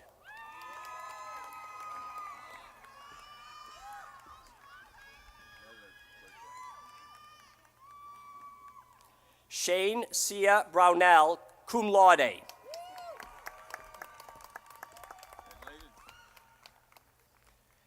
Travis David Edmondson in absentia, Catherine A. Graham.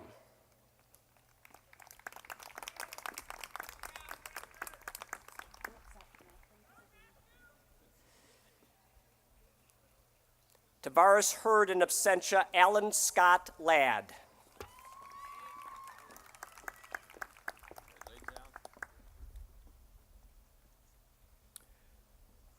Richard Paul Taylor Lyons, magna cum laude.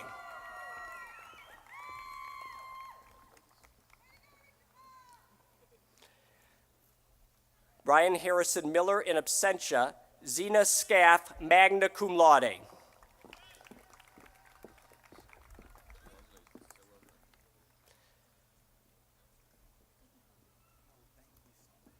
Tony Gerald Admonson, Jr.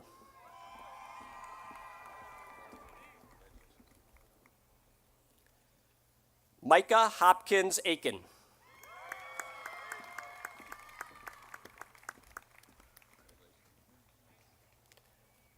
Lama Abdullah Al-Asri in absentia, Yasmin Miriam Abdel Alim, cum laude.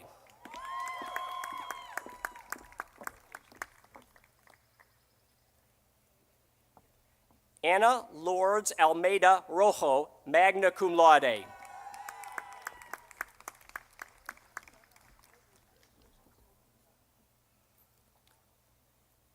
Vanetta Stefanova Bacheva.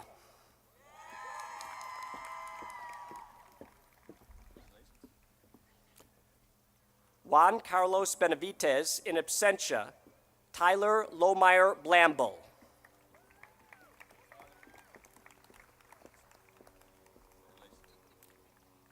Dallas Imani Bolden.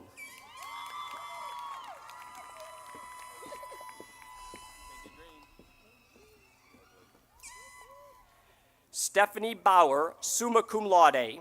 Stephanie will be hooded by Dr. Justin Wise.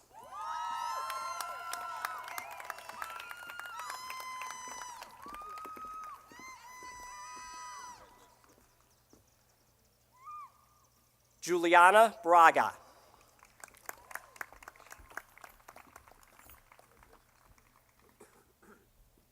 Danelle Lachey Carroll.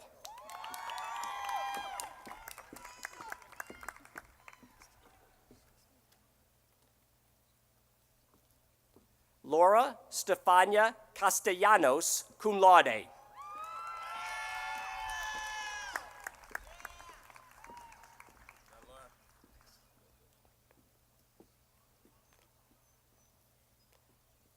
Elias Adalberto Castro, magna cum laude.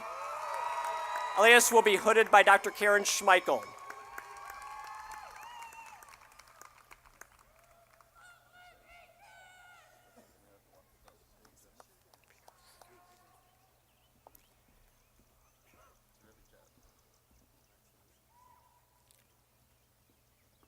Rigo Cisneros.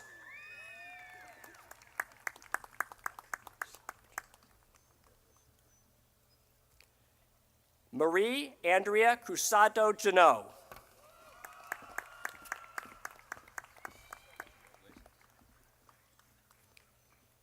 Kendall Elise Culpepper.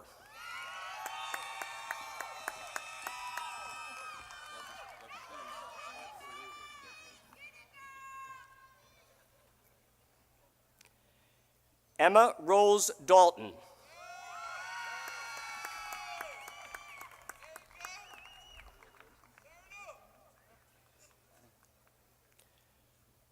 Trevor G. Davis.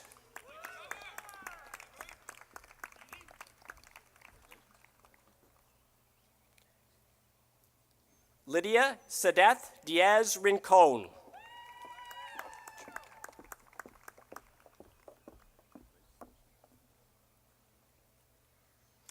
Grace Baby Darling Jacoto.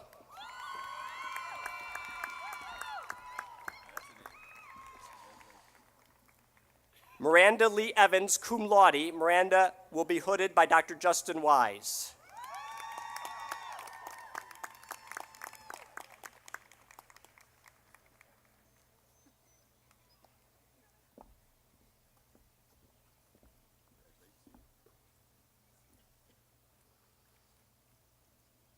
Austin J. Ferlita.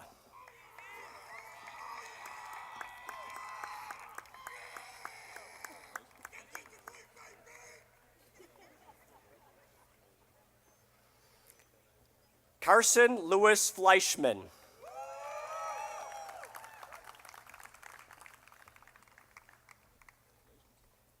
Diego Flores.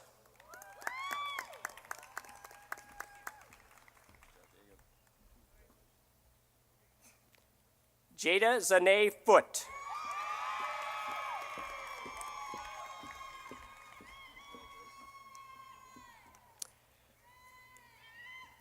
Elizabeth Mackenzie Fortson.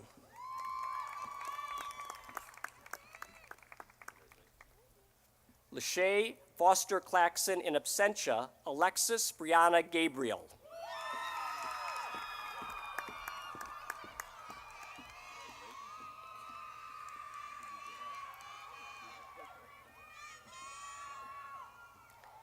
Tani Sue Acacia Gazada.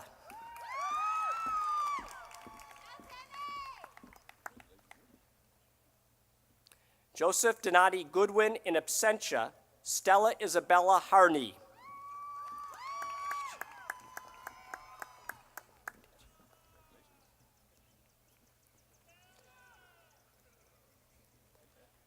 Khadija Aliyah Hassan.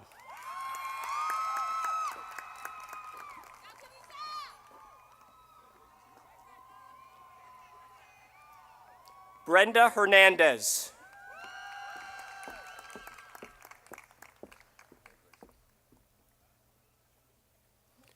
Rebecca Sarah Catherine Helliger.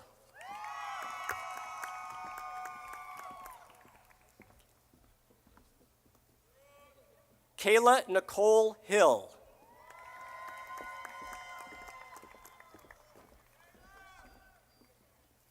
Shauna Devin Hopkins.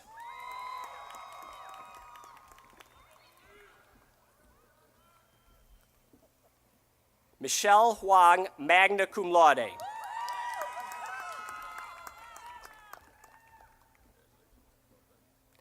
Aaliyah Hudson.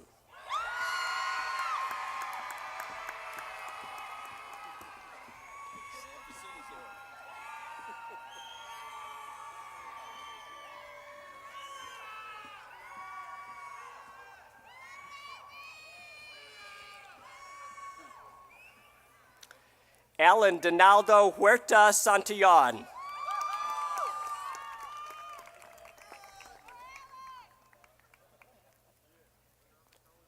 Brittany Denise Halsey, magna cum laude.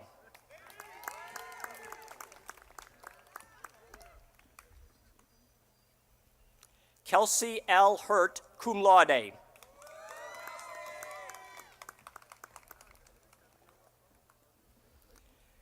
Kelly Marie Jacobson, summa cum laude. Kelly will be hooded by Dr. Nick Marr.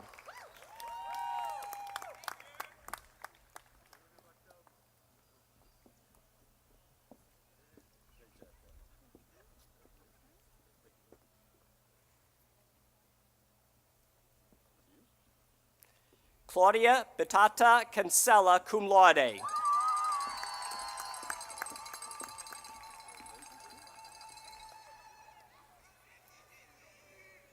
Kobe Yair Lavut.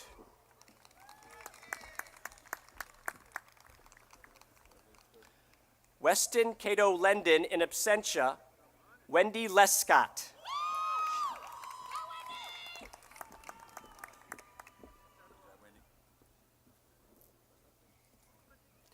Gian Piero Lali.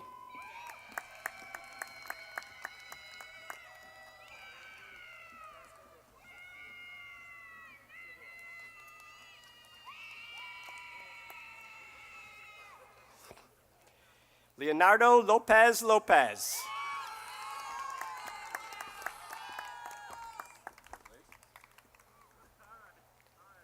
Alan Jose Luvanos, in absentia, Joshua P. Maley, summa cum laude.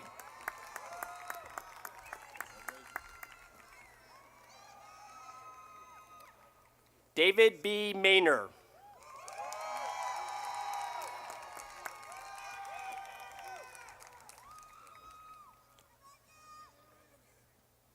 Lisbeth Manzano Puente.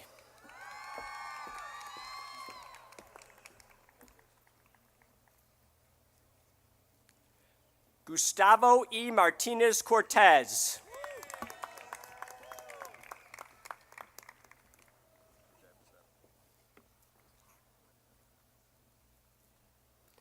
Lauren Markel McGranahan.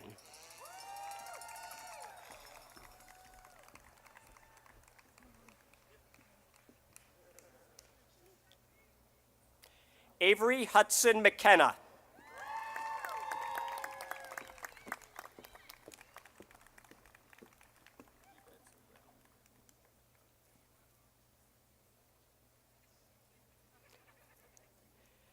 Kerrigan Matthew McManigal.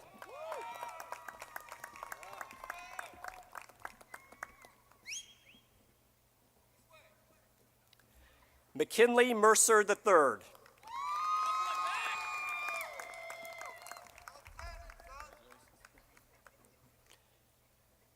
Reagan Lane Merriman, magna cum laude.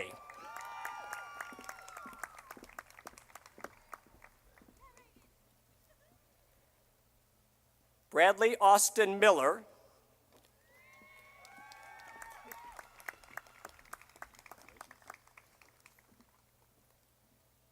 Macy Mackenzie Moreau, summa cum laude.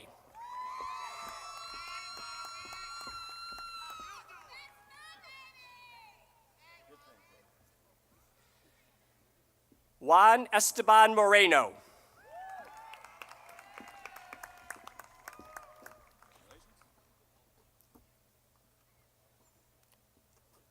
Cheyenne Marie Muirfield.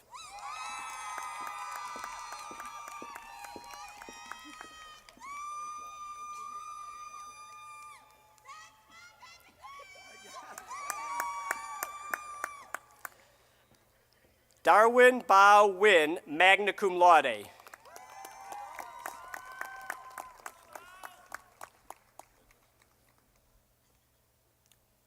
Kayla Marie Nieves.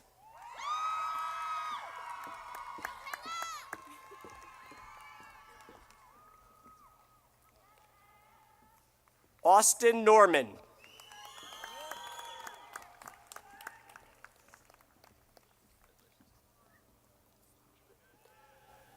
Jacob Northrup.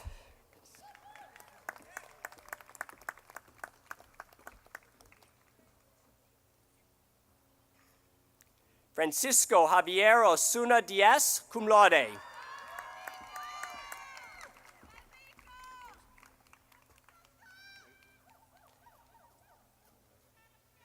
Deanna LaShawn Parker.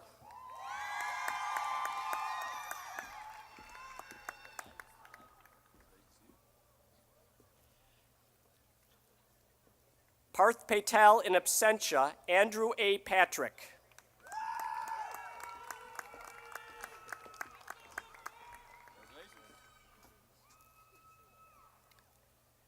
Megan Simone Patterson.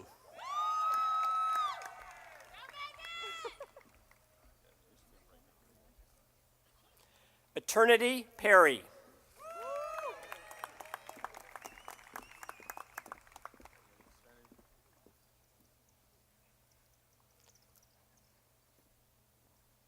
Gabrielle Lynn Pierce.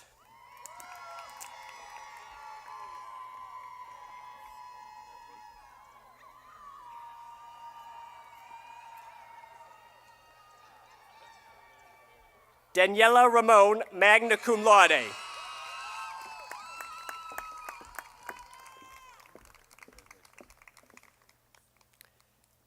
Daniel Revelis in absentia, Colton L. Rogers.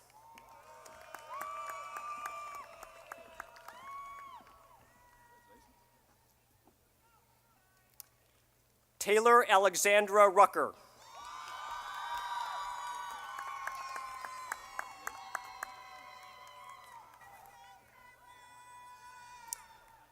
Michael Rulison, and Michael will be given his diploma by his father, Dr. Michael Rulison.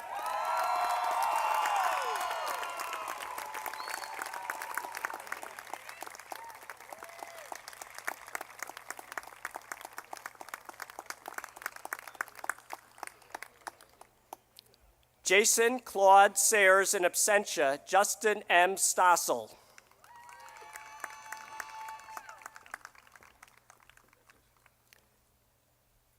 Hassan Salik Saeed, summa cum laude.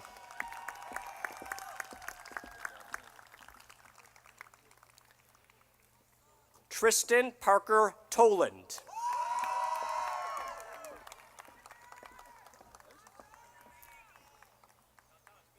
Kentaro Toyota in absentia, Spencer Chase Transu.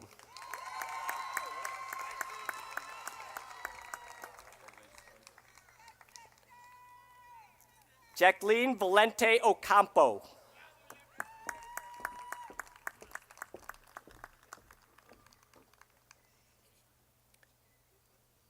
Lisa Bianca Vanderross.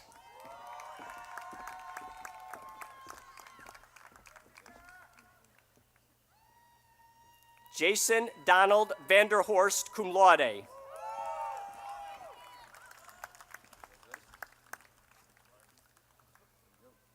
Jacqueline Lee Weinberg, cum laude. And Jacqueline will be hooded by Dr. Justin Wise.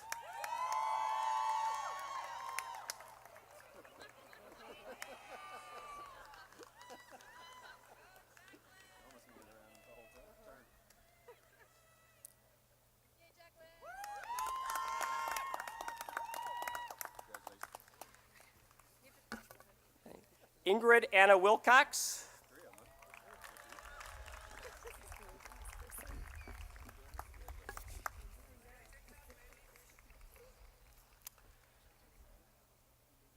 And Connor Segrist. Welcome.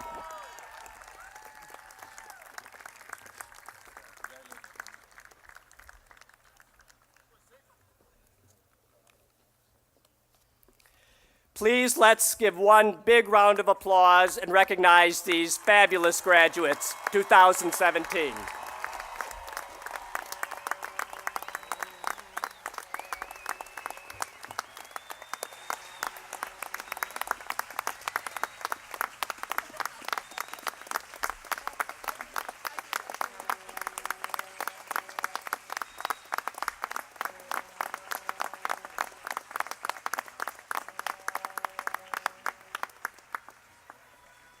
Wonderful.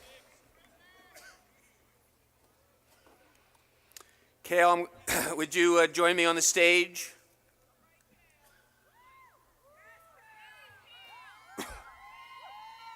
And class of 2017, would you rise, please?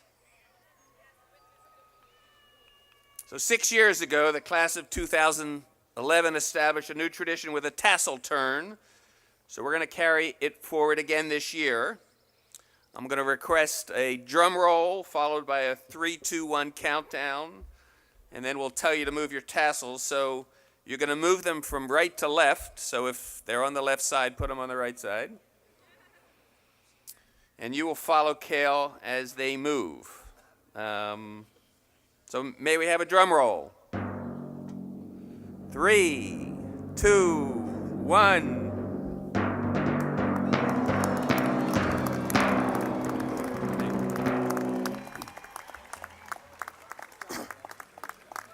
You may be seated. Members of the Oglethorpe University faculty and staff provide intellectual guidance and services to our students on a daily basis.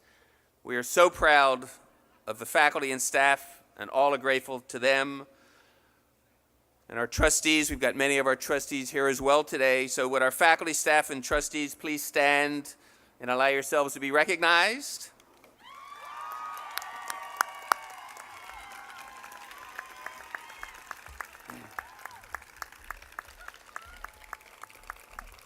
Thank you. So at the conclusion of our ceremony, which we are here, our faculty and trustees will recess first to form a receiving line behind you on the sidewalk between Lupton Hall, crossing over to Hurst Hall. The graduates of the class of 2017 are asked to proceed to the receiving line and visit with your friends and faculty then. Excuse me. We have refreshments that are set out under the tents in the back. We've also got recycling containers. If you want to grab your bottle and drop it into one of the recycling containers, we would appreciate that. In a moment, Dr. Ray and the Oglethorpe Commencement Chorale will lead us in singing our alma mater. The words are in your program. Please sing heartily, as this will be the last time you have the opportunity to do this until tonight when you're partying.